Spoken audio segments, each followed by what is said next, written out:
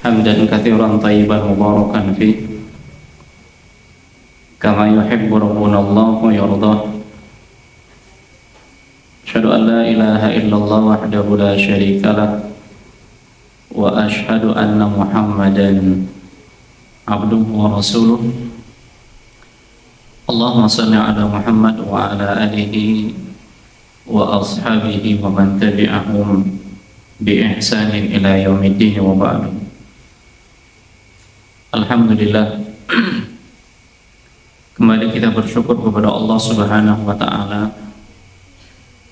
atas segala karunia yang Allah Subhanahu wa Ta'ala berikan kepada kita semua,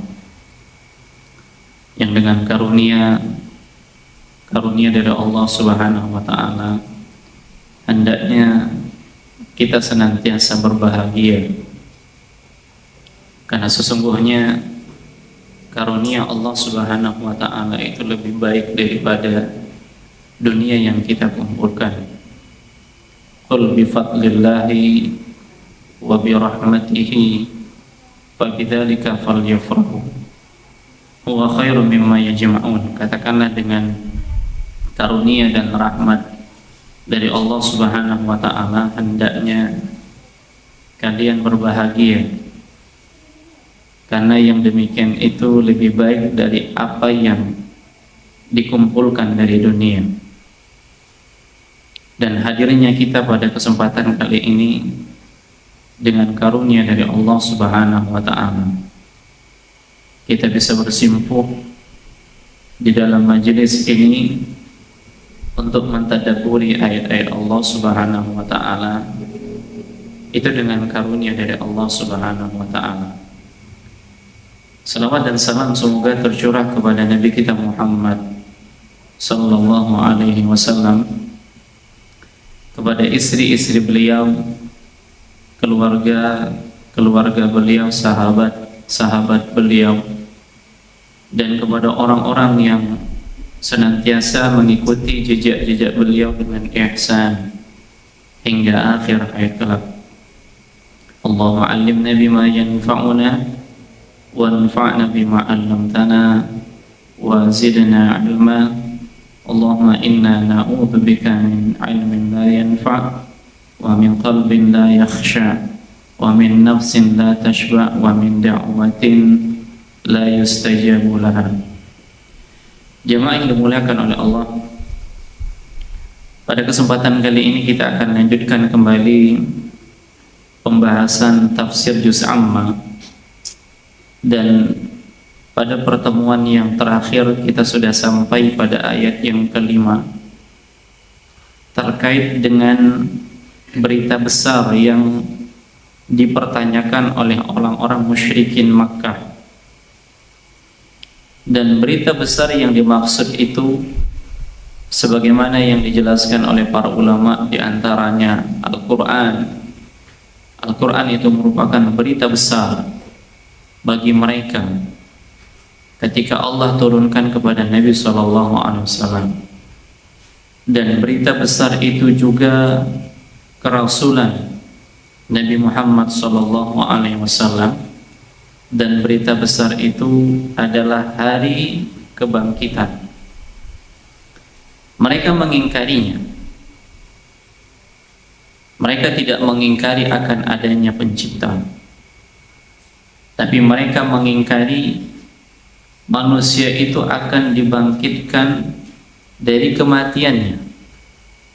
Yang ini mustahil, kata mereka, mengingat manusia itu sudah hancur lebur. Mereka membayangkan makhluk yang pertama sampai dengan makhluk yang terakhir. Hari ini saja makhluk atau hamba-hamba Allah yang sudah meninggal dunia dengan masa yang panjang, tentu saja jasad mereka itu sudah hancur. Lalu bagaimana mungkin jasad itu akan dikembalikan nanti pada hari kiamat? Maka inilah yang mereka ingkari.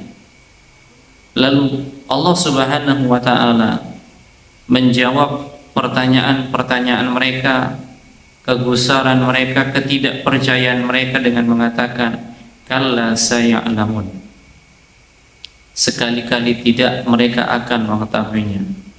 Artinya kebangkitan itu akan terjadi. Tsumma kalla saya'lamun, kemudian sekali-kali tidak mereka akan mengetahuinya. Lalu pada ayat berikutnya yang akan kita bahas, jamaah yang dimuliakan oleh Allah, betapa mudahnya bagi Allah Subhanahu wa taala membangkitkan makhluk-makhluk yang sudah hancur dengan menunjukkan bukti-bukti kekuasaan Allah Subhanahu wa taala. Maka kali ini kita akan sebutkan ayat-ayat yang berbicara tentang bukti-bukti kekuasaan Allah Subhanahu wa taala, bahwasanya menghidupkan, membangkitkan manusia yang sudah hancur itu mudah bagi Allah. Jadi poin pembahasan kita adalah bukti-bukti kekuasaan Allah Subhanahu wa taala.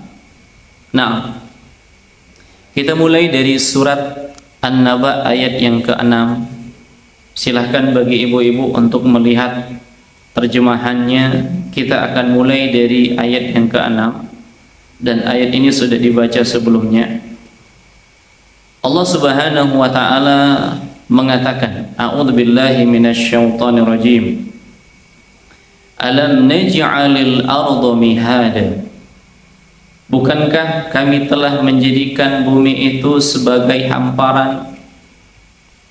Ini bukti kekuasaan Allah yang pertama, bahwasanya mudah bagi Allah Subhanahu wa taala membangkitkan manusia yang sudah hancur.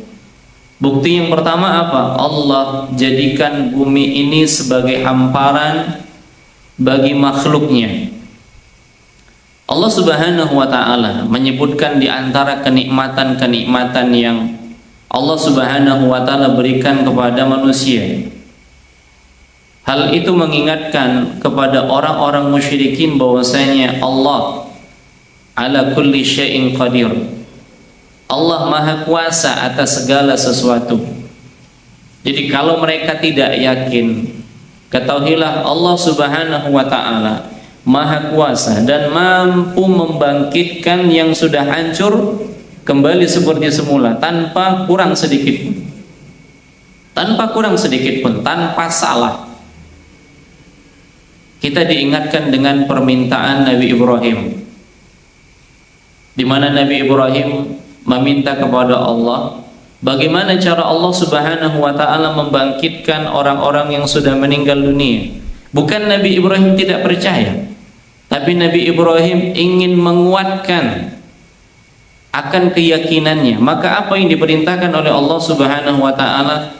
Allah perintahkan kepada Nabi Ibrahim untuk mengambil 4 ekor burung, kemudian disembelih, dicincang, lalu masing-masingnya itu dipisahkan, ya, di gunung-gunung, di bukit-bukit, dengan kondisi yang sudah tidak diketahui lagi. Kemudian Allah Subhanahu wa taala perintahkan untuk apa? Kembali. Maka kembalilah masing-masing burung itu sesuai dengan yang semula tanpa ada yang salah. Sayapnya di mana, kepalanya di mana, semuanya kembali seperti semula. Artinya yang seperti ini Allah Maha Kuasa. Dan bukti kuasanya Allah Subhanahu wa taala, Allah jadikan bumi ini dihamparkan bagi siapa? Bagi manusia sebelum manusia itu ada. Sebelum kita diciptakan, Allah Subhanahu wa taala sudah menciptakan terlebih dahulu langit dan bumi. Untuk apa? Disiapkan bagi makhluk. Disiapkan bagi makhluk, untuk makhluknya. Allah siapkan bagi manusia. Allah Subhanahu wa taala mengatakan di dalam surat Ghafir ayat yang ke-57, la khalqus samawati wal ardi akbaru min khalqin nas walakinna aktsaran nasi la ya'lamun. Sesungguhnya penciptaan langit dan bumi lebih besar, lebih dahsyat dari penciptaan manusia, akan tetapi kebanyakan manusia tidak mengetahui. Mana lebih yang sulit? Mana lebih sulit penciptaannya? Penciptaan manusiakah atau penciptaan langit dan bumi? Allah ingatkan kepada manusia, ternyata penciptaan langit dan bumi itu lebih sulit daripada penciptaan manusia. Artinya kalau langit dan bumi yang tadinya belum ada Allah ciptakan, yang tadinya bumi belum ada Allah hamparkan dengan segala isinya. Di sana ada pepohonan, ada gunung-gunung, ada danau, ada sungai, dan seterusnya. Yang ini sudah dihamparkan oleh Allah sebelum manusia berada di muka bumi. Ini merupakan perkara yang mudah bagi Allah Subhanahu wa ta'ala. Apakah lagi manusia yang dia sudah hancur, yang tadinya dia sudah ada, yang tadinya sudah ada, kita sudah diciptakan kemudian hancur. Untuk mengadakannya kembali ini mudah bagi Allah. Nah, demikian para ummahat dan akhwat yang dimuliakan oleh Allah. Di dalam alam semesta ini, di bumi ciptaan Allah Subhanahu wa ta'ala, dan Allah Subhanahu wa ta'ala memang sudah menyiapkan segala sesuatunya. Maka dikatakan di dalam ayat ini mihada. Mihada ditafsirkan oleh sebagian para ulama tafsir mumahadan, artinya memang dipersiapkan. Bukankah kami menjadikan bumi itu dalam kondisi telah dipersiapkan sehingga manusia mudah menempatinya, mudah untuk bercocok tanam, mudah untuk menjalankan kehidupan. Jamaah yang dimuliakan oleh Allah, Allah pilih bumi, dan di sana ada benda-benda galaksi yang lain. Dan Allah jadikan ternyata bumi tempat kita tinggal ini sudah disiapkan, sudah dihamparkan oleh Allah. Sebelum kita ada, ternyata Allah sudah hamparkan bumi ini. Dengan apa? Dengan segala ciptaannya. Ada yang benda padat, ada yang benda cair, ada pegunungannya, ada sungainya, ya, ada bukit-bukitnya, ada lembahnya, dengan berbagai macam tekstur tanahnya. Ada yang padang pasir, ada yang dia tanah yang gambut, ada yang dia tanah yang subur, dengan segala bentuk macam tanahnya. Sudah disiapkan oleh Allah Subhanahu wa ta'ala. Untuk apa? Untuk tempat tinggal bagi makhluk. Untuk tempat tinggal bagi makhluk. Dan sebagian ulama yang lain membacanya adalah mahda. Kalau tadi mumahadan, ya, alam naj'alil arda mihada. Para ulama tafsir mengatakan makna yang pertama adalah mumahada. Mumahada itu sudah memang dipersiapkan oleh Allah. Makna yang lain dikatakan mahda. Mahda itu apa? Kasur yang disiapkan untuk bayi, agar bayi tersebut tidur di atasnya. Sebelum bayi itu ada, biasanya pasangan suami istri itu sudah menyiapkan tempat tidur si bayi. Alasnya sudah disiapkan. Bayinya belum ada. Ya, bayinya belum ada, belum lahir. Ya, bulan pertama, bulan kedua, kemudian sampai bulan ke-9. Ternyata orang tuanya, abi dan uminya itu sudah menyiapkan semuanya. Pakaiannya, popoknya, tempat tidurnya, ayunannya, ternyata sudah disiapkan. Untuk siapa itu disiapkan? Untuk buah hati yang akan lahir. Nah, ketika dia lahir, maka dia sudah mendapatkan fasilitas dari orang tuanya. Ada pakaian, ya, kemudian ada tempat tidurnya, dan seterusnya. Nah, ternyata ini semuanya sudah disiapkan oleh orang tuanya sebelum dia lahir. Dan begitu pula dengan bumi yang Allah ciptakan. Sebelum kita diciptakan oleh Allah, Allah sudah hamparkan bumi ini dengan segala aneka ragam fasilitas. Untuk apa? Agar kita beribadah kepada Allah Subhanahu wa ta'ala, agar kita bisa mentauhidkan Allah Subhanahu wa ta'ala, agar kita bisa tunduk kepada Allah Subhanahu wa ta'ala. Sudah disiapkan. Dan ini tidak sulit bagi Allah Subhanahu wa ta'ala. Artinya jamaah yang dimuliakan oleh Allah, pada saat kita diperintahkan ibadah, ternyata fasilitas ibadah sudah Allah berikan kepada kita.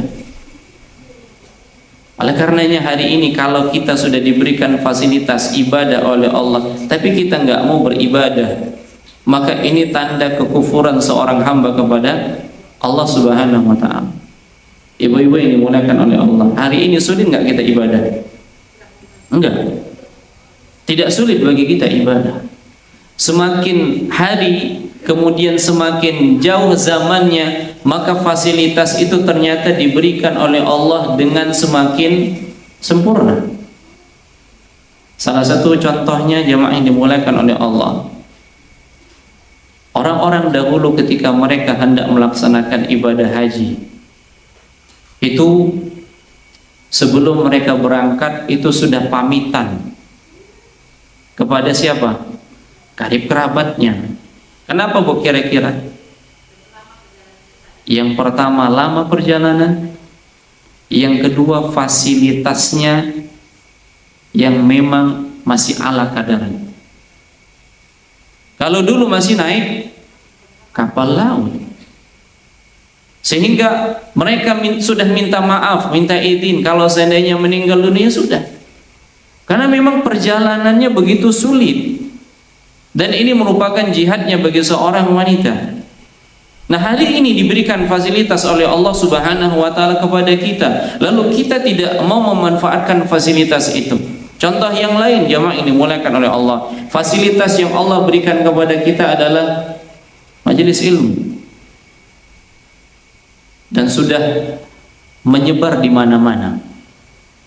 Dan kalau kita lihat di zaman para sahabat, Jabir bin Abdullah itu datang ke Syam, dari Madinah ke Syam perjalanan 2 bulan, dan sudah menyiapkan bekal sebelumnya, makanannya, bekal dalam perjalanannya, bagaimana di dalam perjalanannya, hanya sebatas untuk mendapatkan satu hadis dari salah seorang sahabat yang dia belum dengar, Abdullah bin Unais.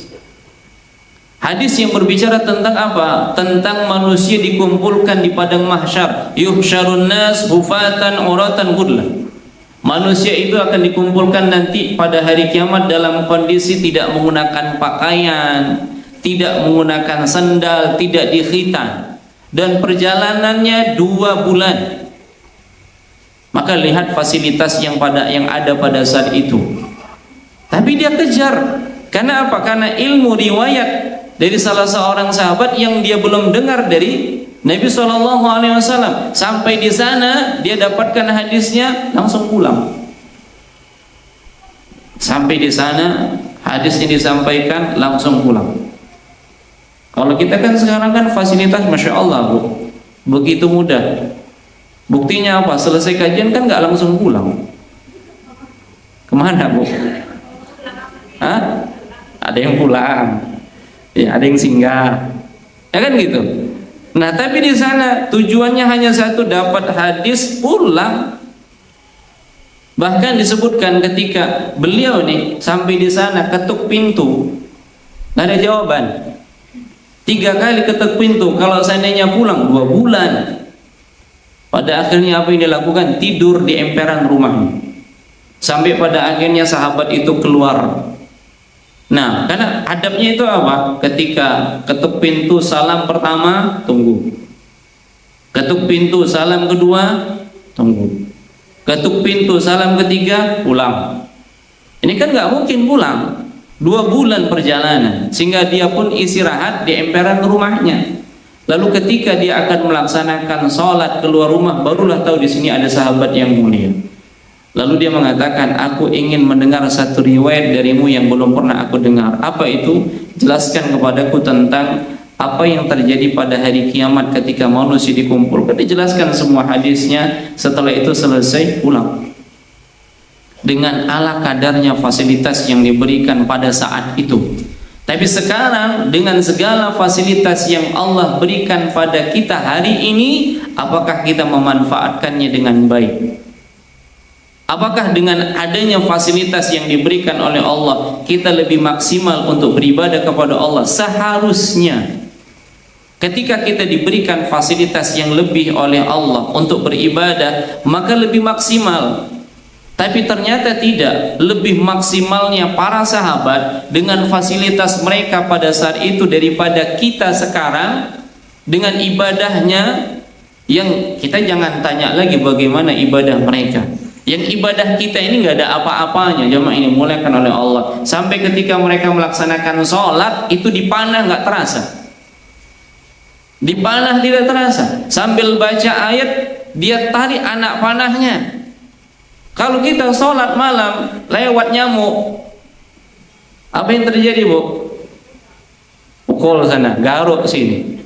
Demikian jemaah ini dimuliakan oleh Allah. Ini panah yang jelas-jelas mengenai tubuhnya, berdarah, iya berdarah. Demikian jemaah yang dimuliakan oleh Allah. Urwah ibnu Zubair ketika dia akan diamputasi, dia tidak mau diberikan alkohol. Apa yang dilakukannya? Dia baca ayat sampai kakinya diamputasi. Itu caranya. Dan begitulah kondisi mereka. Sehingga jemaah ini dimuliakan oleh Allah, tidak ada yang bisa menyaingi ibadahnya para sahabat.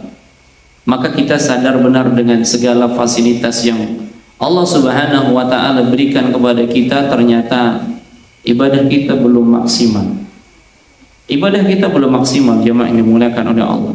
Mungkin saya dan ibu-ibu sama. Hari ini yang Allah Subhanahu wa ta'ala berikan kepada kita segala fasilitas yang ada, namun ternyata fasilitas yang Allah berikan kepada kita, kita nggak manfaatkan sebaik-baiknya untuk beribadah kepada Allah Subhanahu wa ta'ala. Nah, demikian para umaha dan akhwat yang dimuliakan oleh Allah. Ini satu di antara bukti kekuasaan Allah Subhanahu wa ta'ala, di mana Allah Subhanahu wa ta'ala sudah menghamparkan bumi, sudah disiapkan bumi bagi siapa? Bagi yang namanya manusia, sehingga ketika mereka tinggal di permukaan bumi, mereka bisa beribadah kepada Allah Subhanahu wa ta'ala.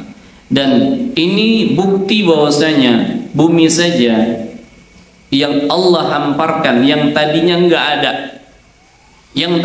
ada, jadi ada, itu mudah bagi Allah Subhanahu wa ta'ala, apalagi membangkitkan manusia yang manusia itu sebelumnya sudah ada, lalu Allah jadikan dalam bentuk manusia yang sempurna, meskipun dia sudah hancur lebur, dibakar, dimakan binatang buas, ya, kemudian dimakan di dalam tanah dengan binatang-binatang yang ada di dalam tanah, dan seterusnya, mudah bagi Allah Subhanahu wa ta'ala. Jadi ini bantahan terhadap orang-orang musyrikin bahwasanya membangkitkan manusia itu setelah dia hancur mudah. Bukti yang lain pada ayat yang ke-7, Allah Subhanahu wa ta'ala mengatakan, wal jibala autada, dan gunung-gunung sebagai pasak. Autada ini jamak, sementara kata tunggalnya al-watada yang artinya pasak. Ibu-ibu ini dimuliakan oleh Allah, mungkin ada masa lalu di antara ibu-ibu ini yang anggota pramuka. Ada, Bu? Ada. Ya, nggak usah angkat tangan. Ya, nggak usah angkat tangan. Itu masa lalu. Iya. Ketika ibu-ibu ikut kegiatan pramuka, kemudian kemah, ya, ada namanya persami, ya, perkemahan Sabtu Minggu. Nah, apa yang dilakukan? Mereka buat kemah-kemah. Dan kemah itu bisa berdiri dengan apa? Dengan pasaknya, ya, yang ditancapkan ke tanah untuk mengikat apa? Tenda tadi. Tenda itu punya tiang nih, tapi tiang ini harus dia tegak, maka dengan tegaknya harus diikatkan dengan pasak. Ada 4 minimal pasaknya. Ya, ada 4 yang harus dibuat pasak untuk mendirikan tenda atau kemahnya. Lihat jamaah ini dimuliakan oleh Allah. Pasak yang ditancapkan ke dalam tanah, maka yang muncul itu lebih sedikit daripada yang ditanam. Betul tidak? Yang muncul ke atas permukaan, yang tali itu diikat di kepalanya, itu yang muncul itu lebih sedikit daripada yang ditanam. Tapi kalau ternyata yang muncul itu lebih panjang, lebih banyak daripada yang ditanam, itu akan tumbang itu. Kenapa? Karena dia nggak kokoh. Untuk mengokohkannya, maka pasak itu ditanam ke dalam, sehingga boleh jadi yang muncul itu hanya sepertiganya, ya, daripada yang ditancapkan, yang ditanamkan ke dalam tanah. Dan Allah jadikan gunung-gunung ini sebagai pasak bumi, agar bumi ini tidak goyang, ya, agar bumi ini tetap kokoh. Maka Allah jadikan gunung itu sebagai pasaknya. Dan yang muncul, jamaah yang dimuliakan oleh Allah, di atas permukaan tanah, di atas permukaan laut, itu sepertiganya. Artinya yang masuk ke dalam itu lebih besar, ke dalam, lebih kokoh. Untuk apa? Untuk mengokohkan bumi. Ya, makanya kita lihat ketika ada gunung-gunung yang nampak dari atasnya, yang mungkin itu kita lihat begitu tinggi gunung tersebut, ternyata itu masih sepertiganya. Karena Allah Subhanahu wa taala menjadikan yang ada di dalam itu lebih besar dan lebih kokoh. Untuk apa? Untuk menstabilkan bumi ini. Dan Allah Subhanahu wa taala telah mengatakan, ya, telah menyebutkannya, telah menciptakannya, ya, di mana Allah menyebutkan di dalam Al-Qur'an 1400 tahun yang lalu. Diturunkan kepada Nabi kita sallallahu alaihi wasallam. Al-Qur'an bercerita tentang bumi yang di atasnya ada gunung-gunung sebagai pasaknya untuk mengokohkan bumi itu. Gunung ini besar, gunung ini kokoh dan lebih besar daripada manusia. Artinya gunung yang kokoh ini yang Allah ciptakan mudah bagi Allah Subhanahu wa taala, apalagi menciptakan manusia yang sudah hancur lebur. Dan ini tanda bukti kekuasaan Allah Subhanahu wa taala. Namun nanti pada hari kiamat, bumi-bumi yang kokoh ini, yang menjulang ke dalam, yang ke atasnya hanya sepertiga saja, maka ini bagaikan kapas-kapas yang berterbangan pada hari kiamat kelak, berbenturan satu dengan yang lain. Yang tadinya dia menjadi pengokoh bumi, ternyata Allah jadikan kapas-kapas yang mudah terbang dan mudah bagi Allah Subhanahu wa taala. Artinya apa, jamaah ini dimuliakan oleh Allah? Membangkitkan manusia yang dia sudah hancur lebur dengan penciptaan gunung yang belum ada sebelumnya, itu mudah bagi Allah daripada membangkitkan, mengembalikan manusia seperti semula. Demikian para umaha dan afat yang dimuliakan oleh Allah. Kira-kira pernah naiki gunung apa, Bu? Ada yang pernah naik gunung? Ada ya? Ya, itu masa lalu, Bu, ya. Iya. Mungkin yang bisa dinaiki sekarang gunung apa? Sinabung? Mungkin. Mungkin bagi siapa yang mau? Ya, itu kokoh, itu besar. Tapi apa yang terjadi ketika dia meletus? Maka mengkhawatirkan penduduk yang ada di sekitar. Apa yang terjadi? Abunya, erupsinya, kemudian laharnya. Dan ini bagian dari tentara-tentara Allah Subhanahu wa taala. Demikian jemaah yang dimuliakan oleh Allah. Dan gunung yang kokoh ini mudah sekali bagi Allah Subhanahu wa taala untuk menciptakan. Kita teringat dengan malaikat yang Nabi SAW ketika ditolak dakwahnya di Taif. Apa yang terjadi? Nabi dalam kondisi sedih, Nabi dalam kondisi kacau, yang dakwahnya ditolak, tidak satupun yang menerima. Akhirnya datang malaikat Jibril menawarkan untuk menimpakan 2 gunung kepada penduduk Taif dan penduduk Makkah. Bagaimana? Mudah, karena ada penjaganya. Jibril tawarkan kepada Nabi SAW, tapi tawaran Jibril ini ditolak. Kenapa? Karena Nabi masih berharap penduduknya mau beriman kepada Allah Subhanahu wa taala. Artinya mudah bagi malaikat penjaga gunung itu untuk mengangkat gunung itu dan menimpakan Taif dan Makkah. Mudah.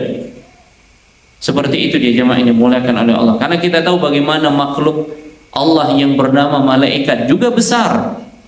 Dan malaikat ini juga merupakan ciptaan Allah. Mudah bagi Allah menciptakannya, apalagi manusia. Jadi mereka benar-benar akan dibangkitkan. Iya, benar-benar akan dibangkitkan. Dan sudah ada bukti-bukti kekuasaan Allah bahwasanya kebangkitan itu mudah bagi Allah Subhanahu wa taala. Enggak ada yang sulit. Tidak ada yang sulit. Makanya mempercayai akan adanya hari berbangkit suatu kewajiban. Dan kita jangan pernah menyangka bahwasanya enggak akan mungkin kita bisa dibangkitkan dalam kondisi kita sudah hancur. Mudah bagi Allah Subhanahu wa taala. Kemudian yang ketiga di antara bukti-bukti kekuasaan Allah Subhanahu wa taala. Allah Subhanahu wa taala mengatakan pada ayat yang ke-8, "Wa khalaqnakum azwaja." Dan kami jadikan kamu berpasang-pasangan. Ibu-ibu yang dimuliakan oleh Allah, kenapa Allah jadikan makhluknya itu berpasang-pasangan? Karena ini merupakan nikmat dari Allah Subhanahu wa ta'ala. Dijadikannya makhluk itu berpasang-pasangan adalah nikmat dari Allah Subhanahu wa ta'ala, agar kita berpikir bahwasanya dengan berpasang-pasangan itu ini karunia yang Allah berikan kepada makhluknya. Semuanya dijadikan berpasang-pasangan. Semua makhluk Allah jadikan berpasang-pasangan. Untuk apa? Untuk menampakkan nikmat Allah. Kemudian yang kedua, bahwasanya yang sendiri itu hanya Allah. Yang esa itu hanya Allah, makhluknya berpasang-pasangan.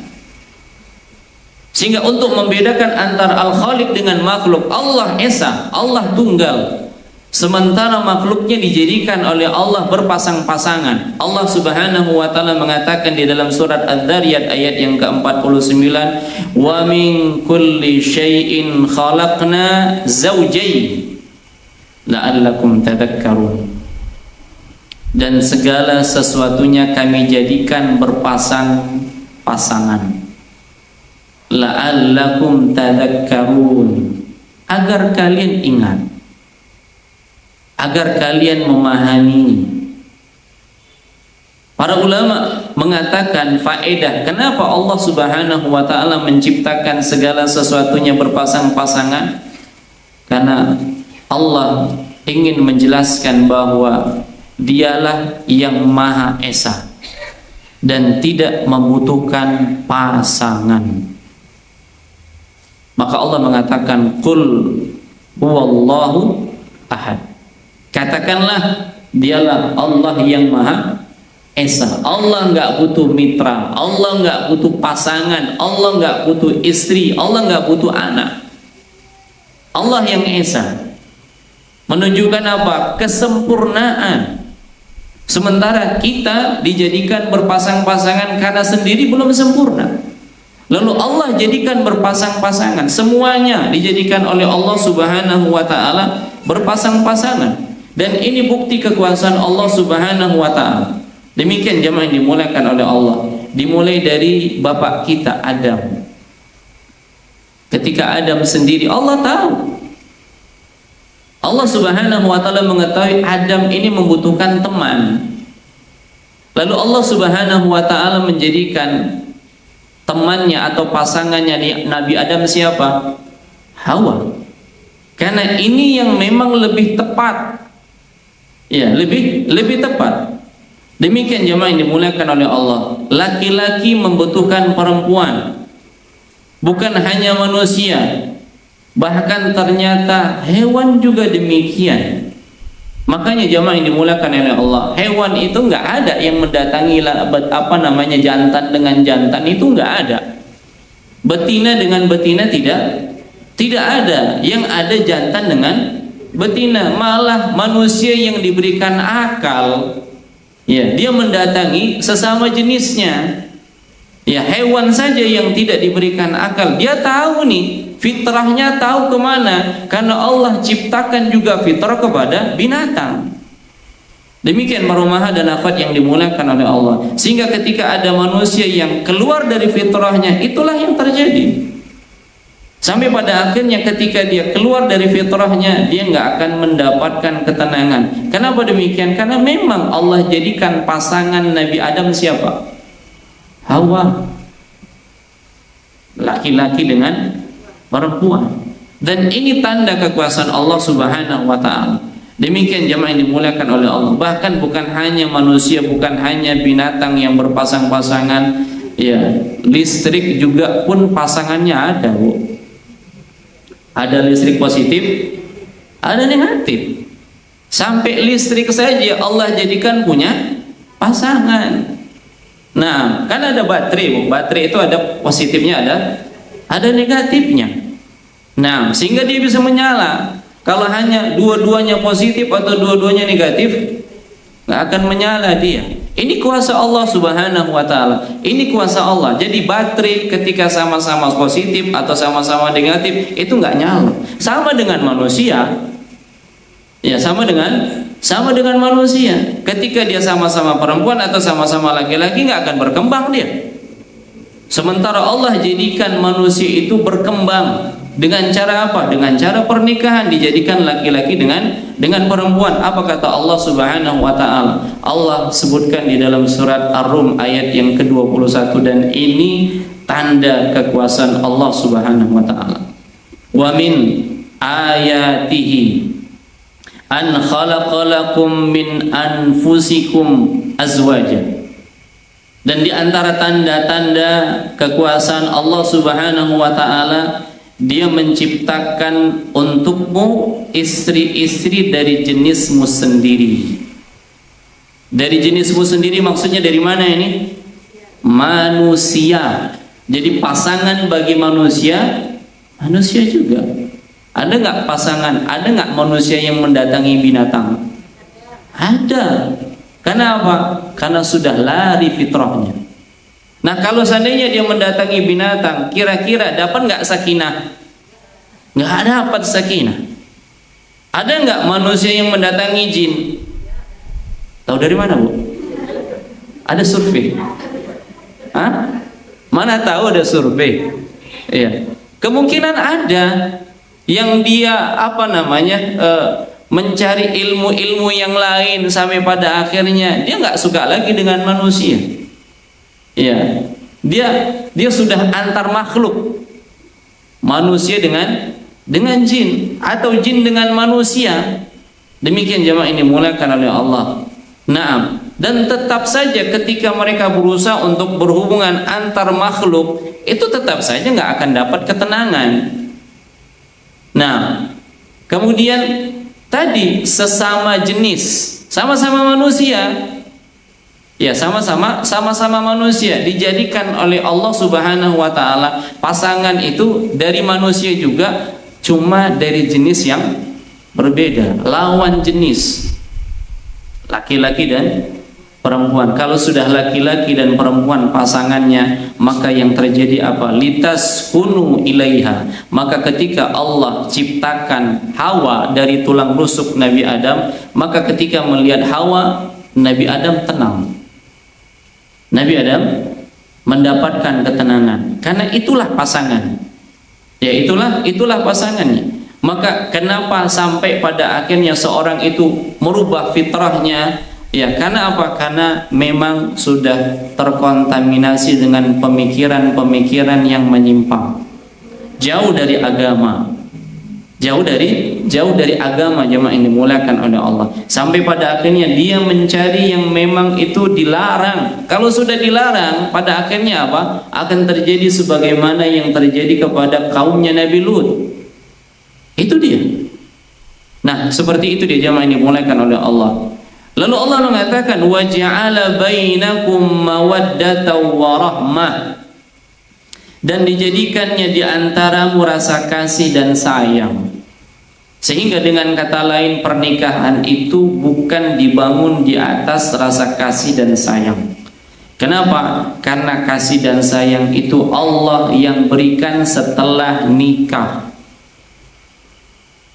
Tetapi gimana pernikahan itu terjadi? Atas dasar apa? Suka. Dan dibangun sukanya itu dibangun karena apa? Akhlak. Laki-laki akhlaknya, perempuan juga akhlaknya. Makanya Nabi kita SAW telah membuat aturan ketika menikah dengan laki-laki itu apa yang dilihat. Idza ja'akum man tardawna dinahu wa khuluquhu fankihu. Apabila datang kepada kalian seorang yang kalian ridho dengan agama dan akhlaknya, nikahkanlah dia. Lalu Nabi SAW mengatakan berkaitan dengan perempuan, tunkahul mar'ah li arba, manusia itu wanita itu dinikahi karena 4 hal, dan yang 4 itu ujungnya apa? Fadhfar bidzatid din taribat yadak. Pilihlah wanita yang beragama, niscaya engkau akan beruntung. Nah, jadi pernikahan dibangun di atas ini, akhlak dan agama. Nah, ketika akhlak dan agama mereka sudah bersatu, Allah akan turunkan rasa kasih dan sayang. Dan rasa kasih dan sayang itu nggak muncul begitu saja, Bu. Apalagi pernikahannya itu yang memang dibangun di atas syariat Allah Subhanahu wa taala. Hanya sebatas ta'aruf. Ta'arufnya berapa lama? 3 tahun ta'arufnya. Itu bukan ta'aruf namanya. Itu bukan ta'aruf namanya, jamaah yang dimuliakan oleh Allah. Hanya sebatas ta'aruf saja. Sebulan sudah selesai. Ya, sudah kenal, sudah sama-sama cocok. Yang melihat akhlaknya terus menikah. Nah, pada proses pernikahan mereka berjalan sampai pada akhirnya Allah turunkan rasa kasih dan sayang. Kalau belum turun juga berarti ada masalah. Masalahnya apa? Masalahnya kita tidak melibatkan Allah dalam pernikahan. Kita abaikan hak-hak dan kewajiban kita sebagai seorang hamba. Kita tinggalkan ketentuan-ketentuan Allah, sehingga pada akhirnya rusaklah rumah tangga.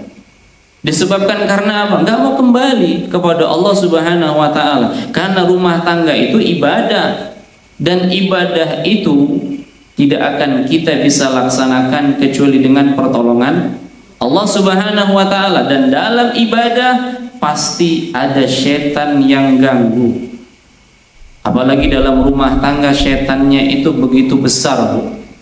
Supaya apa? Supaya suami dan istri selesai. Kenapa? Karena pernikahan merupakan mitsaqan ghalidha. Apa itu mitsaqan ghalidha? Perjanjian yang kokoh. Dan ini mau dirusak oleh setan.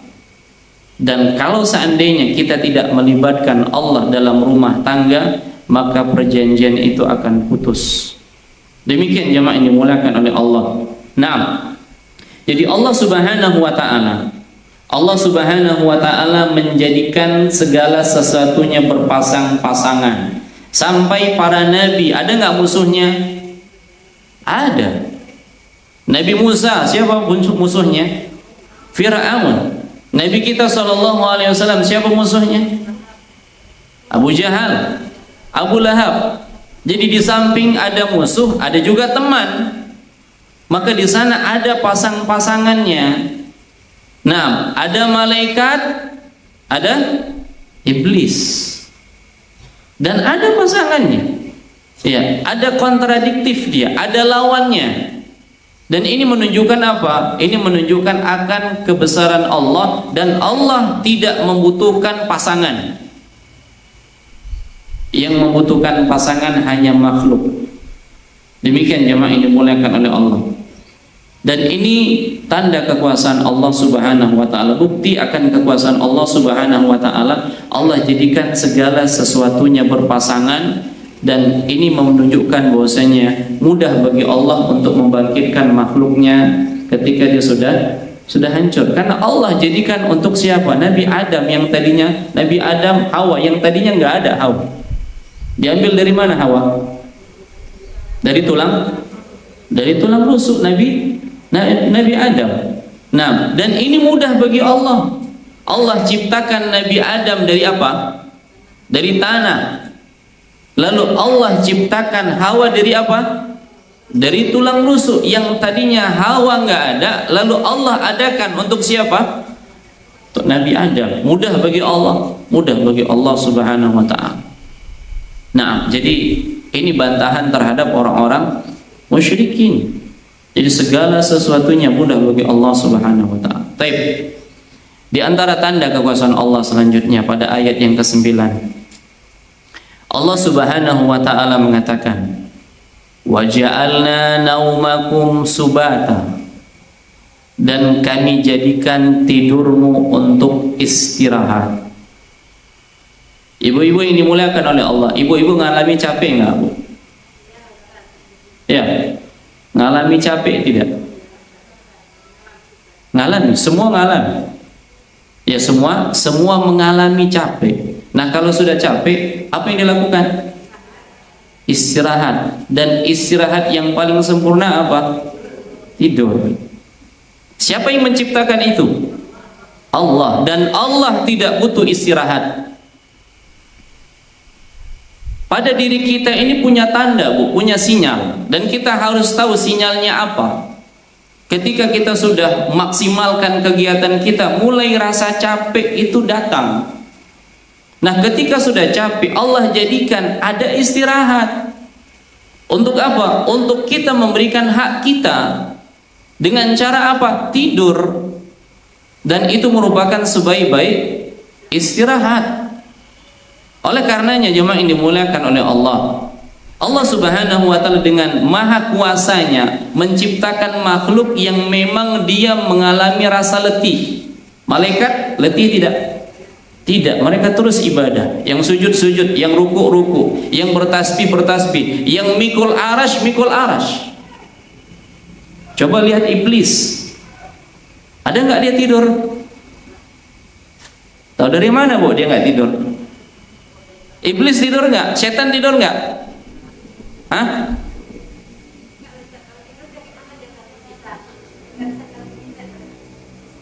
Nah, setan itu nggak tidur. Makanya Nabi kita SAW mengatakan, qilu fa inna syaitana la taqilu. Tidur sianglah kalian. Karena setan nggak tidur siang. Udah tidur siang belum? Hah? Apa kata Nabi? Tidur siang lah. Karena setan nggak tidur siang. Jamaah ini dimuliakan oleh Allah. Tidur siang itu nggak mesti 1 jam, 2 jam, 3 jam. 15 menit saja sudah cukup.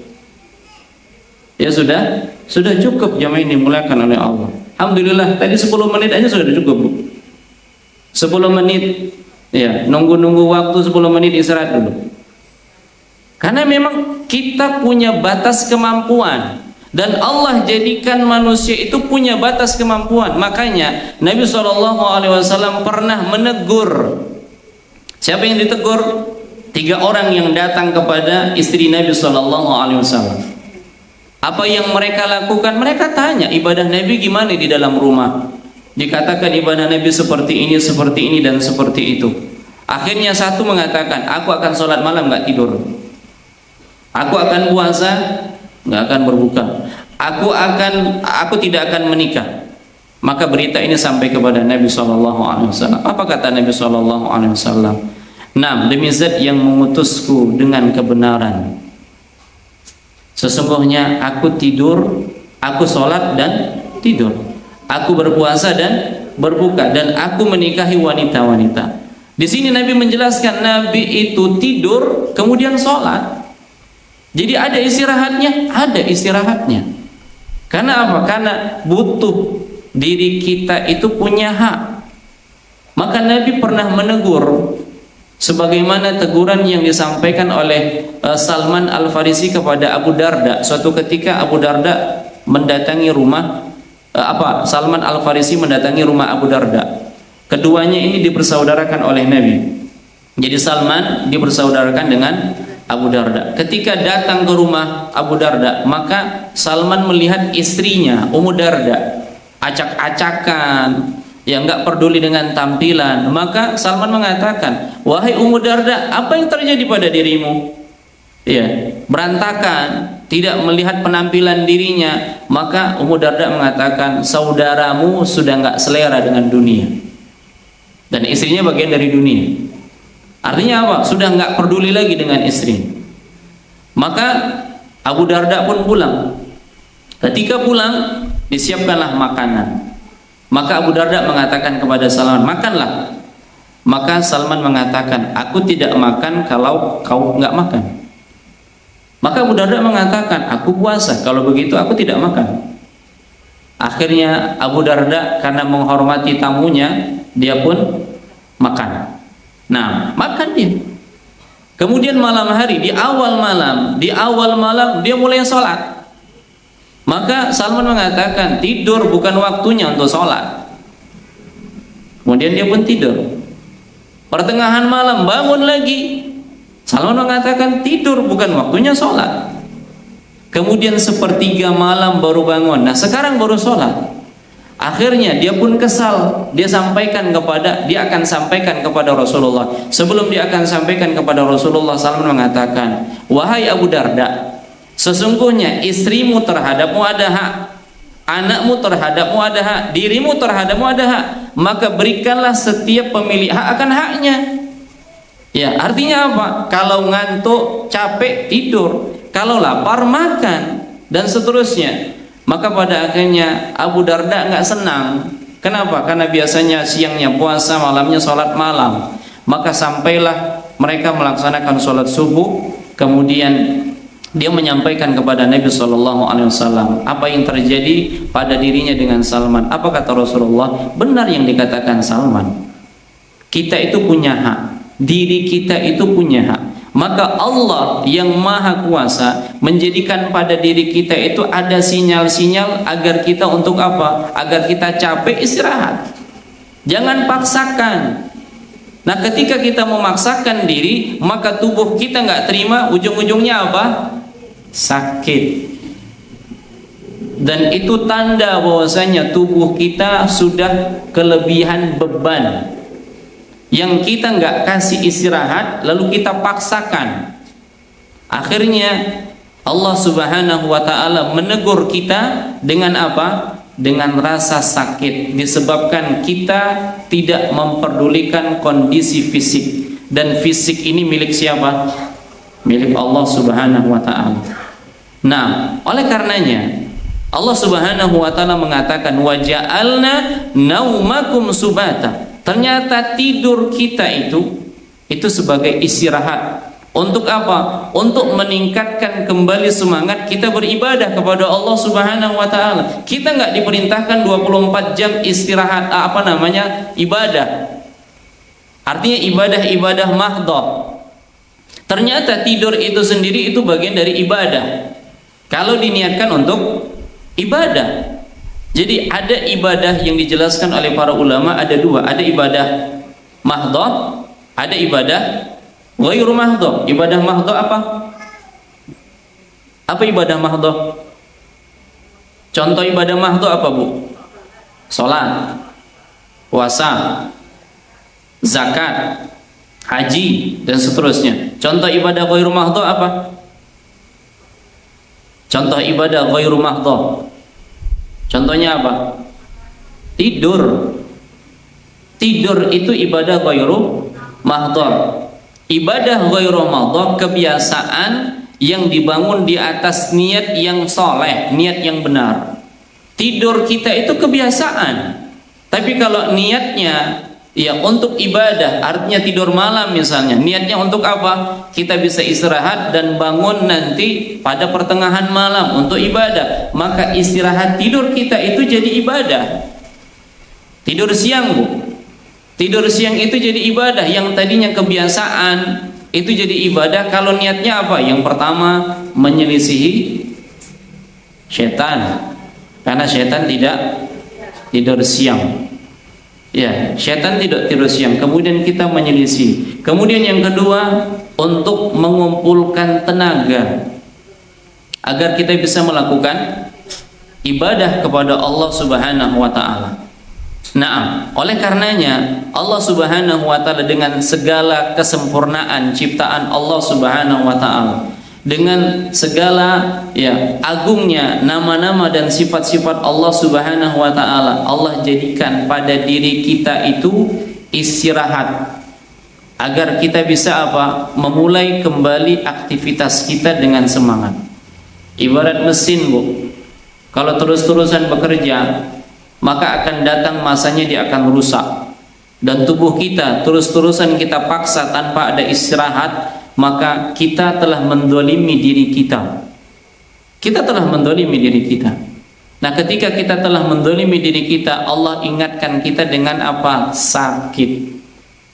Dan itu teguran dari Allah Subhanahu wa taala agar kita ingat bahwasanya diri kita ini milik Allah Subhanahu wa taala. Diri kita ini milik Allah Subhanahu wa taala. Jadi kalau ngantuk ya tidur. Tapi jangan di sini. Ya, nanti ketika pulang lah. Karena kalau ibu-ibu udah datang kemari bukan untuk tidur, tapi untuk apa? Untuk belajar. Ya, kalau tidurnya nanti. Ya, kalau tidurnya nanti. Nah, sekarang belajar. Seperti itu dia. Kalau lapar, makan. Ya, jadi itu sudah ada sinyal yang Allah Subhanahu wa taala berikan pada tubuh kita, Bu. Jangan dipaksa. Ya, maka tidak boleh begadang.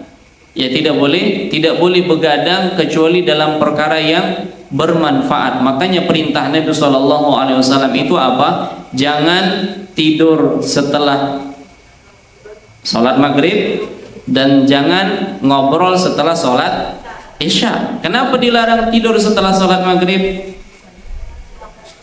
Karena akan terlewatkan sholat Isya. Kenapa dilarang ngobrol selesai sholat Isya?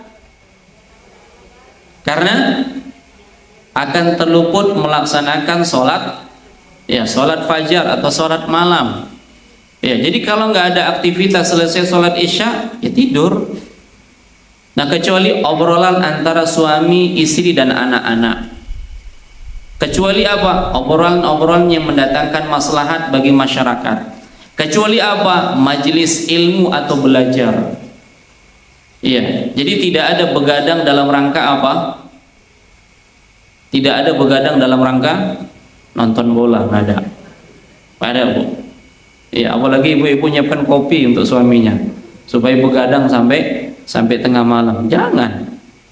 Nah, jadi tubuh kita ini butuh istirahat. Ketika pagi kita sudah lelah, aktivitas pagi sampai sore sudah lelah, maka Allah jadikan malam untuk istirahat. Coba lihat pada ayat berikutnya. Dan ini ternyata sunnatullah, sunnah kauniyah yang Allah jadikan bagi makhluknya. Sehingga barang siapa yang merubah sunnah kauniyah dari Allah Subhanahu wa taala akan terjadi sesuatu pada hidupnya. Apa kata Allah pada ayat yang ke-10? Allah mengatakan, "Wa ja'alnal laila libasa." Dan kami jadikan malam sebagai pakaian. Sebagian ahli tafsir mengatakan bahwa seseorang yang memasuki malam hari akan diselimuti oleh kegelapan malam. Pada zaman dahulu ketika lampu belum ada, mereka selalu berada dalam kegelapan. Demikian pula zaman sekarang ketika penerangan sudah ada, manusia tetap memilih berada dalam keadaan gelap. Demikian jemaah yang dimuliakan oleh Allah. Jadi walaupun hari ini dengan penerang yang ada, tapi ketika malam untuk istirahat tetap gelap. Makanya Nabi ingatkan, ketika tidur matikan lampu. Pernah kejadian di Madinah rumah terbakar. Apa sebab? Ada lampu yang menyala dan lampunya itu seperti obor. Ya, di malam hari ada binatang-binatang yang lewat. Nah, ketika binatang lewat itu menjatuhkan obor tadi, terbakarlah rumah, terbakar. Maka Nabi SAW ingatkan untuk dimatikan ketika tidur. Nah, dan masa-masa itu sudah lewat, Bu. Ya mungkin di masa-masa ibu-ibu mungkin lampunya lampu patroma, ya lampu semprong, ya harus dipompa dulu, ya sehingga ketika mau tidur dimatikan. Demikian. Nah, sekarang tinggal pencet. Ya, bahkan bukan pencet, pakai remote pun. Pakai remote. Atau pakai apa? atau pakai sinyal. Ya, ketika lewat hidup dia. Demikian, pakai sensor dia. Nah, dan tetap juga hari ini ketika ada penerang, ketika tidur dimatikan lampunya. Karena memang istirahat yang paling sempurna itu adalah istirahat di malam hari. Kenapa? Kondisi memang sudah mati semua, gelap. Makanya istirahat di siang hari itu kalau terlalu lama badan sakit. Terlalu lama badan sakit. Nah, tapi malam hari itu maksimal, sehingga organ tubuh kita dengan gelapnya itu memang benar-benar istirahat. Tapi istirahat dalam kondisi yang terang saat sekarang ini itu nggak maksimal. Maka tidur siang itu nggak perlu lama-lama, 10 menit, 15 menit. Tapi kualitasnya itu yang dijaga. Demikian jemaah ini dimuliakan oleh Allah. Taib, makanya nah sekarang tidur tetap lampunya padam. Walaupun ini kembali kepada kebiasaan. Karena yang memang harus dipadamkan itu api, lilin. Nah itu dipadamkan. Kenapa? Karena nggak tahu kita di malam hari ada binatang. Nah sekarang ada yang ceklek. Kira-kira dimatikan nggak?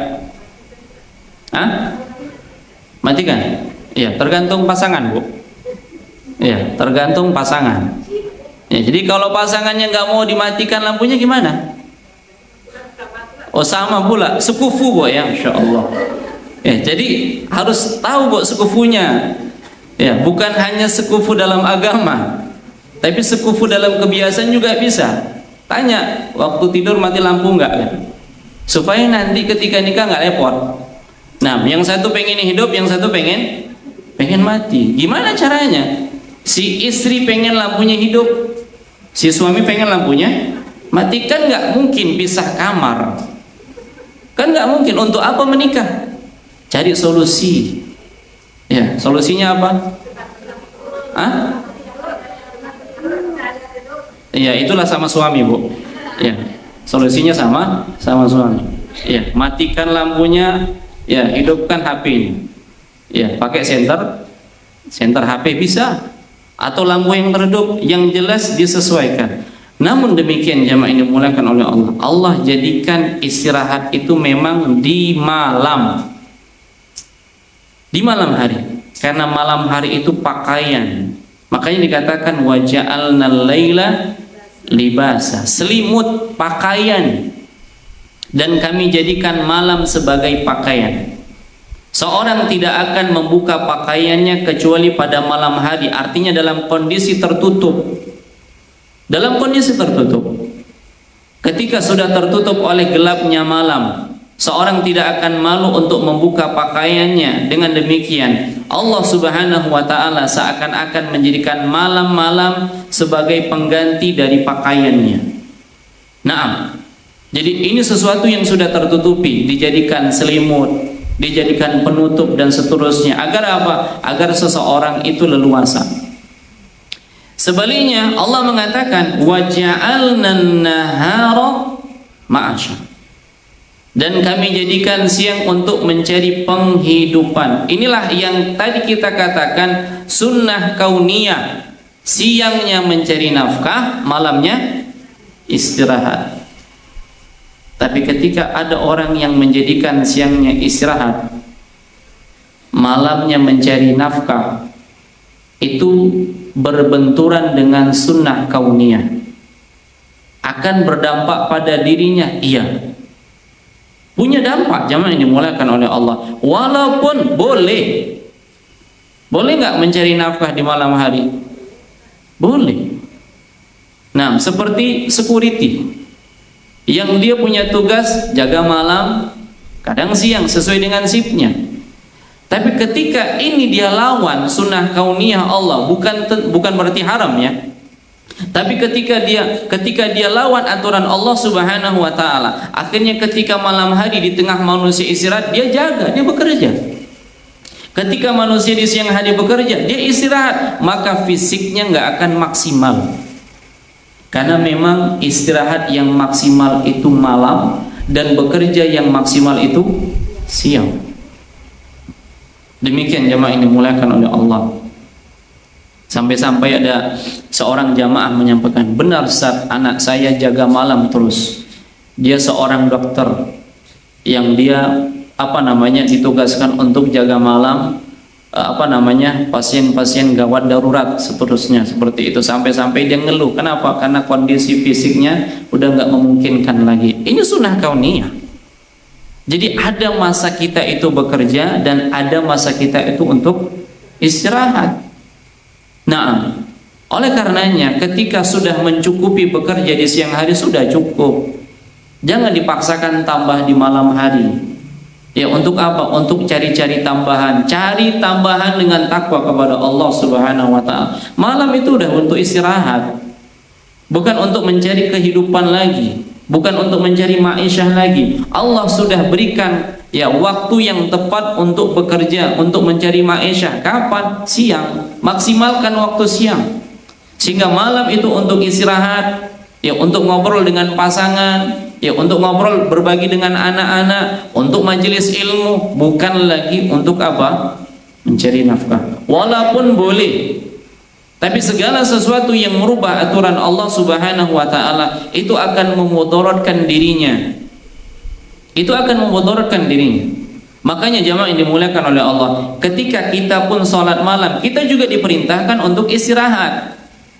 Karena memang kebutuhan diri, kebutuhan fisik itu untuk istirahat, jangan dipaksakan. Jangan dipaksakan.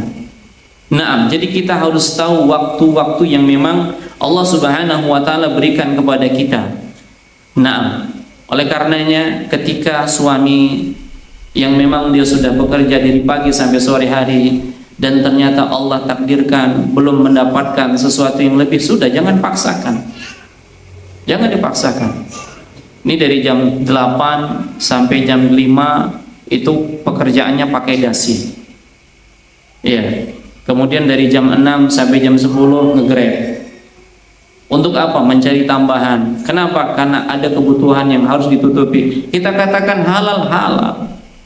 Tapi kita tahu kondisi fisik kita bagaimana. Kita tahu kondisi tubuh kita bagaimana. Nah, lebih baik yang kita lakukan adalah memaksimalkan ketakwaan kepada Allah Subhanahu wa taala. Ada orang yang sudah mencukupkan, bahkan tidak hanya sampai sore, siang sudah selesai. Siang sudah selesai. Dari pagi, dari jam 8 sampai jam 11 sudah selesai dia. Keluar sebentar, kemudian setelah keluar pulang lagi, sudah selesai. Kenapa? Karena dia bos. Mantau-mantau, kontrol, selesai, pulang. Demikian yang dimuliakan oleh Allah. Nah, jadi hendaknya seperti itu, memanfaatkan waktu siang itu untuk apa? Mencari nafkah, dan di malam hari untuk apa? Untuk istirahat. Untuk istirahat dan jalankan sunnatullah. Meskipun kalau ada orang yang bekerja di malam hari dan istirahat di siang hari, itu enggak haram, tapi akan mempengaruhi kondisi fisiknya. Itu benar jemaah yang dimuliakan oleh Allah. Dia akan rasakan perbedaan waktu istirahat dengan bekerjanya. Karena Allah sudah mengatakan waja'alna nahara ma'asya. Carilah ma'isyah. Kapan mencari ma'isyah? Siang. Lebih panjang mana waktunya? Siang atau malam? Siang. Siang lebih maksimal kita bekerja. Makanya di sana bekerjanya 8 jam. 8 jam normal bekerja. Kemudian istirahatnya di malam hari. Dan istirahat yang maksimal juga berapa jam? 8 jam. Kalau istirahat maksimal 8 jam, kapan sholat malamnya, Bu? Harus ini sesuai dokter 8 jam. Kapan istirahatnya? Kapan sholat malam? Kalau memang 8 jam yang dia ambil, dia selesai sholat isya langsung tidur, mungkin masih bisa jam 4 bangun, dia bisa 1 jam untuk sholat malam. Nah, tapi kalau ternyata 8 jam dimulai dari jam 12, bangun jam berapa? 8 jam. Bangunnya jam berapa? Jam 8. Ini sesuai ilmu kedokteran katanya, seperti itu dia. Maka kita lihat fisik-fisik para sahabat yang mereka bangun sepertiga malam, biasa aja fisiknya. Kurang tidurnya? Iya. Mereka jauhkan lambung-lambung mereka dari tempat tidur. Untuk apa? untuk menambah nutrisi hati mereka, yaitu bermuamalah dengan Allah Subhanahu wa Ta'ala. Jadi mereka jauhkan lambung-lambung mereka dari tempat tidur untuk berkhalwat. Makanya para sahabat dan orang-orang setelah mereka, ketika sudah masuk malam, ini waktu yang disenangi oleh mereka. Kenapa jemaah? Karena mereka akan disibukkan dengan muamalah kepada Allah Subhanahu wa Ta'ala. Sa'id bin Amir Al-Jumahi, salah seorang gubernur yang ditunjuk oleh Umar bin Khattab yang ditempatkan di Hims. Beliau ini dikritisi oleh masyarakatnya, oleh rakyatnya. Kenapa? Karena beliau tidak terima keluhan malam hari. Banyak kritik-kritik dari rakyatnya pada saat itu. Malam hari tidak menerima keluhan. Dalam sebulan itu 1 hari nggak masuk. Ini gubernur nih. Dan kalau masuk, setiap harinya masuk itu waktu duha. Ternyata membuat Umar bin Khattab ini menjadi curiga. Namun tetap berbaik sangka bahwasanya Sa'id bin Amir ini seorang yang soleh, sahabat yang mulia. Ya mungkin ada kesalahan di sana sehingga rakyatnya mengkritisi. Lalu didatangkanlah Sa'id beserta dengan rakyatnya. Lalu mereka keluhkan di hadapan Umar bin Khattab, sampaikan keluhan kalian. Maka mereka pun mengatakan, wahai Amirul Mukminin, gubernur kami ini datangnya ketika waktu duha, jam 8, jam 9. Ya, ini gubernur nih, jam 8, jam 9 datang. Maka Sa'id mengatakan, sebenarnya aku tidak ingin menyampaikannya, tapi karena ini adalah keluhan dan di hadapan Amirul Mukminin, maka dia mengatakan, sungguh aku nggak punya pembantu, aku tidak memiliki pembantu, dan aku melakukan tugas rumah tangga. Selesai sholat, maka dia pun mengadon, buat adonan tepung. Ya, untuk apa? Untuk sarapan keluarganya dengan tangannya sendiri. Selesai, baru dia mandi, kemudian dia sholat duha, baru dia keluar menjumpai rakyatnya. Itu yang dilakukan seterusnya. Kemudian di malam hari dia tidak mau menerima keluhan. Dia mengatakan, adapun aku sudah memberikan waktuku di siang hari untuk apa? Menerima keluhan mereka. Sementara malam hari aku gunakan waktuku untuk bermunajat kepada Allah Subhanahu wa Ta'ala. Jadi cukup siang hari saja, malam itu untuk Allah Subhanahu wa Ta'ala. Kemudian yang ketiga, sebulan sekali dia nggak datang. Maka dia katakan, tadi aku sudah mengatakan bahwasanya aku tidak memiliki pembantu, dan aku hanya punya 1 baju ini yang sebulan sekali aku cuci, aku keringkan, ya aku pakai. Gak ada baju yang lain, hanya 1 saja baju. Hanya 1 saja yang dimiliki oleh siapa? Gubernur. Sehingga dalam sebulan itu dia tidak masuk untuk menerima keluhan-keluhan dari rakyatnya, disebabkan dia nggak punya pakaian yang lain, tidak ada pembantu, ya, dan dia termasuk orang yang paling miskin. Akhirnya Umar bin Khattab pun memberikan uang 1000 dinar. Lalu apa yang dilakukan dengan uang 1000 dinar ini? Ternyata semuanya diinfakkan. Semuanya diinfakkan. Kenapa? Karena dia sangat khawatir dengan suatu peristiwa yang terjadi di Makkah ketika salah seorang sahabat dieksekusi mati di hadapannya, yang pada saat itu dia masih musyrik. Sampai-sampai dia senantiasa teringat, ketika teringat dia pingsan. Kalaulah Allah tidak menyelamatkannya, sungguh dia akan termasuk ke dalam doa yang dipanjatkan oleh sahabat Nabi, ya Allah hitunglah mereka semua, ya Allah binasakan mereka semua. Tapi Allah memberikan hidayah kepada Sa'id sehingga dia jual dunianya untuk mempertahankan agamanya.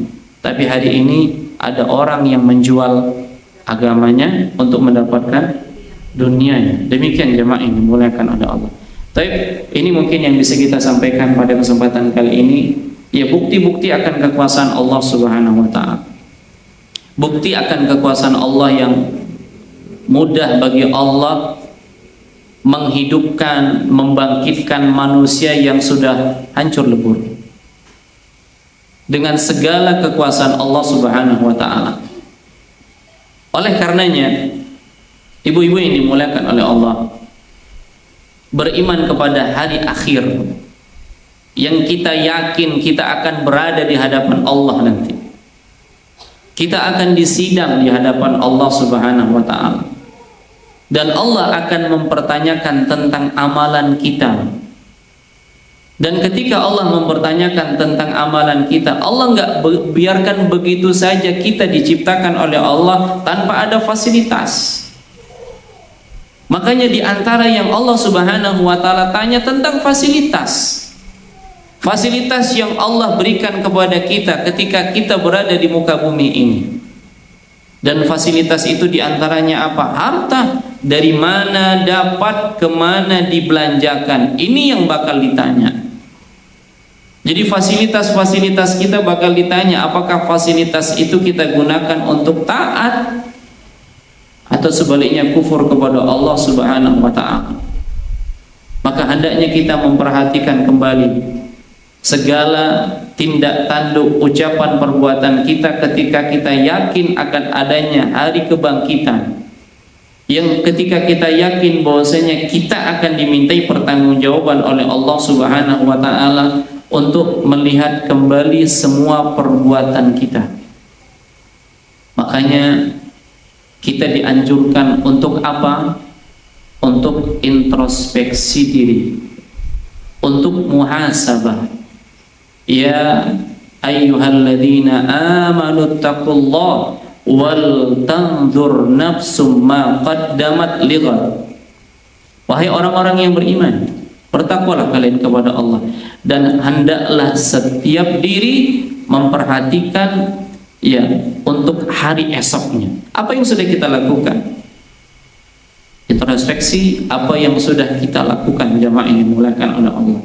Dan introspeksi diri itu untuk apa? Kalau ternyata ada kekurangan yang kita lakukan dalam keseharian kita, maka kita segera tutupi dengan mohon ampun dan taubat kepada Allah Subhanahu wa taala. Dan kalau ternyata ada kelebihan di sana, kita memuji Allah Subhanahu wa taala karena kelebihan itu Allah yang mudahkan bagi kita untuk melakukannya. Demikian para ummahat dan akhwat yang dimuliakan oleh Allah. Sampai di sini ya ayat yang bisa kita bahas pada kesempatan kali ini sampai ayat yang ke-11, dan insyaallah nanti kita akan lanjutkan ya ayat-ayat selanjutnya sampai penutup dari surat An-Naba, yaitu ayat yang ke-40 insyaallah. Ada beberapa menit yang bisa kita gunakan untuk tanya jawab pada kesempatan kali ini. Ini yang bisa kita sampaikan. Lebih dan kurang saya mohon maaf. Selanjutnya kalau ada yang ingin ditanyakan dipersilakan. Wassalamualaikum warahmatullahi wabarakatuh wa ala alihi wa sahbihi wa barik wasallim. Baik, silakan kalau ada pertanyaan. Ya. Kenapa?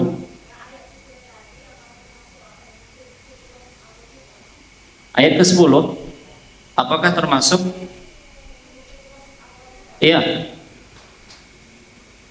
Dari mulai ayat yang ke-6 sampai ayat yang ke-11 yang sudah kita bahas.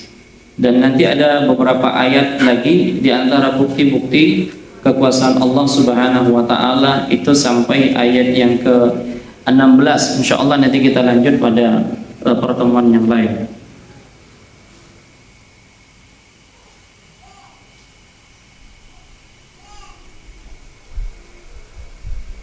Baik, ada lagi pertanyaan? Silakan, Bu. Waalaikumsalam.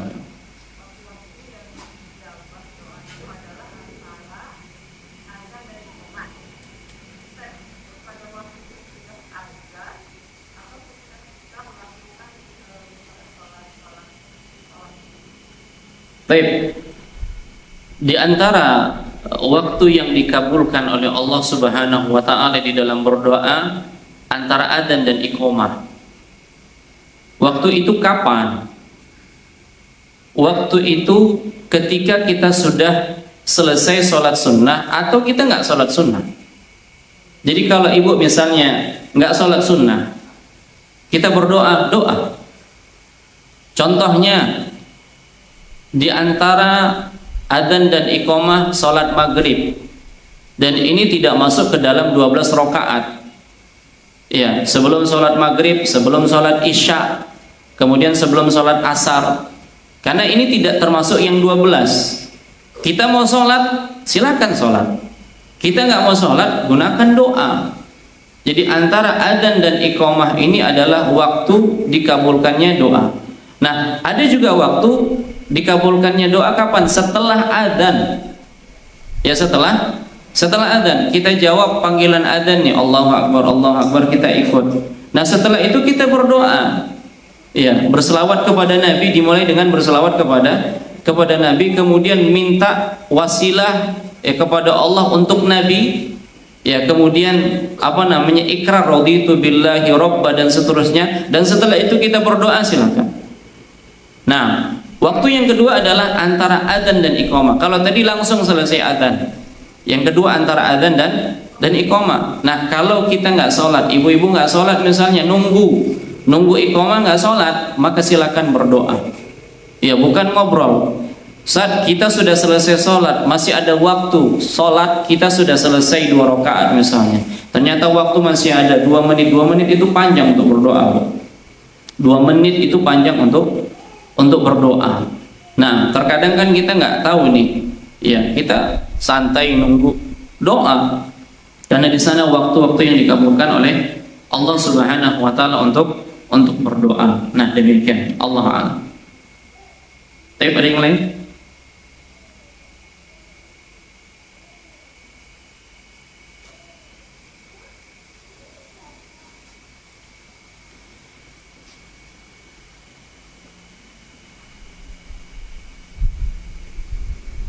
Tidak ada?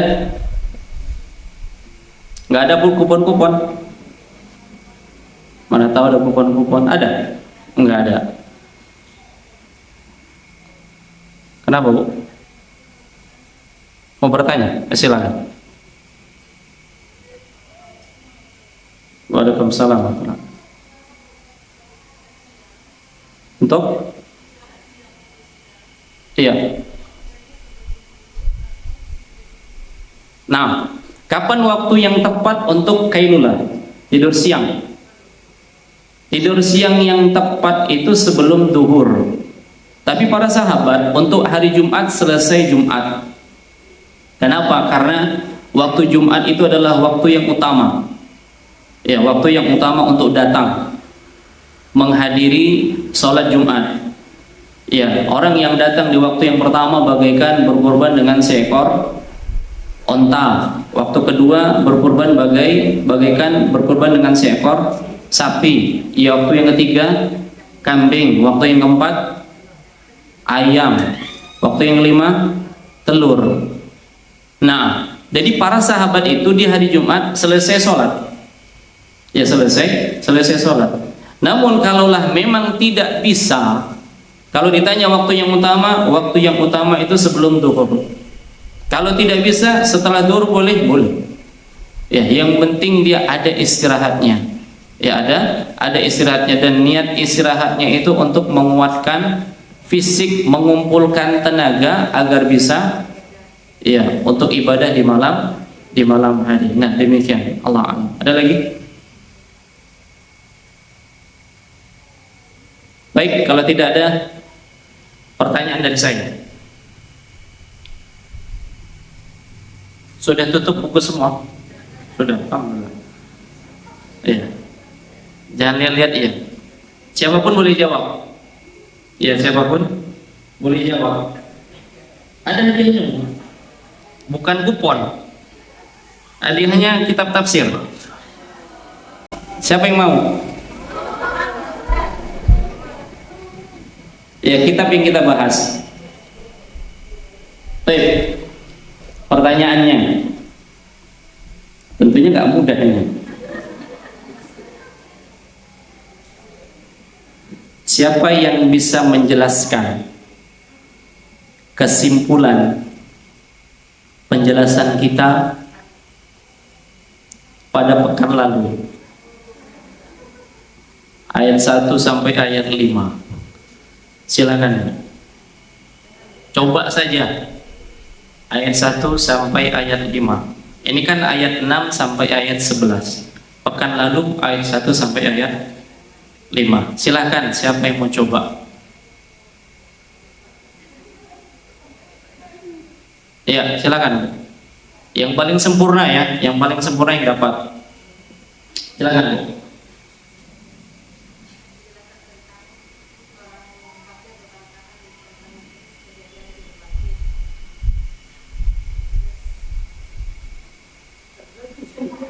Ya, buyar.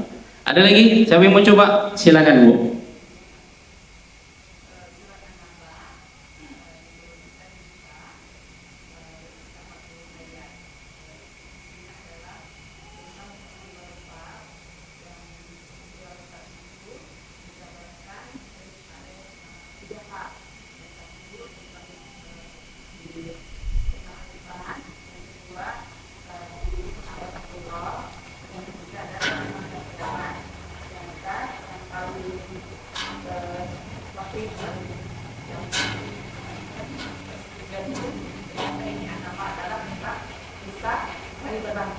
Ya.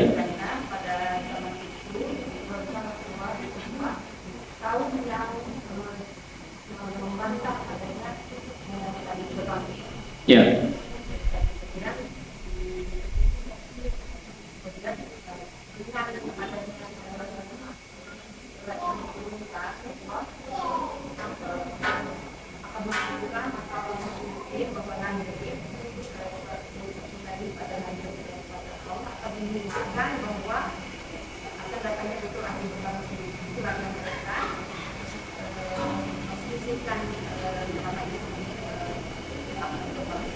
Baik.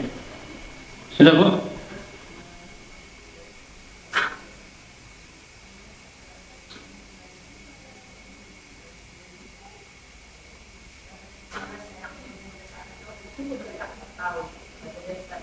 Ya. Ada yang lain yang mau nyoba? Ya, silakan.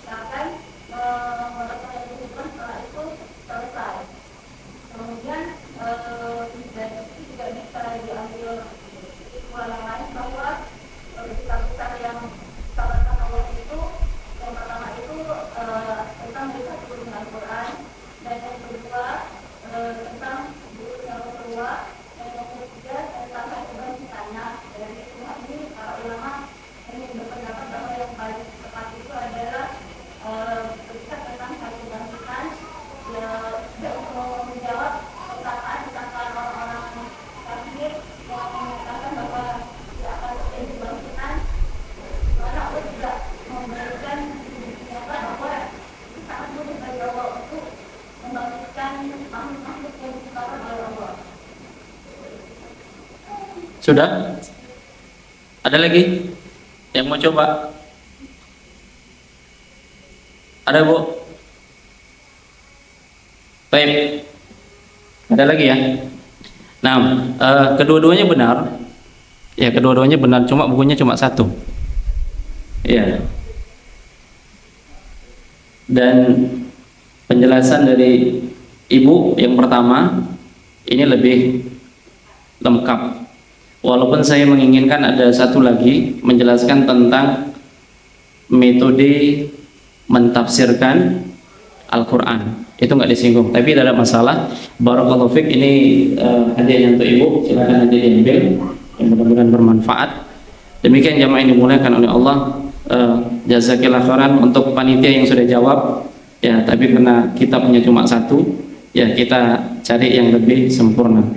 Demikian ibu-ibu yang dimuliakan oleh Allah, ini yang bisa kita sampaikan pada kesempatan kali ini.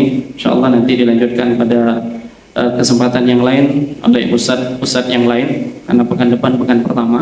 InsyaAllah nanti disampaikan oleh ustadz yang lain. Demikian, lebih dan kurang saya mohon maaf. Kita tutup. Subhanallah wa bihamdik, asyhadu an la ilaha illa anta, astaghfiruka wa atubu ilaik. Assalamualaikum warahmatullahi wabarakatuh.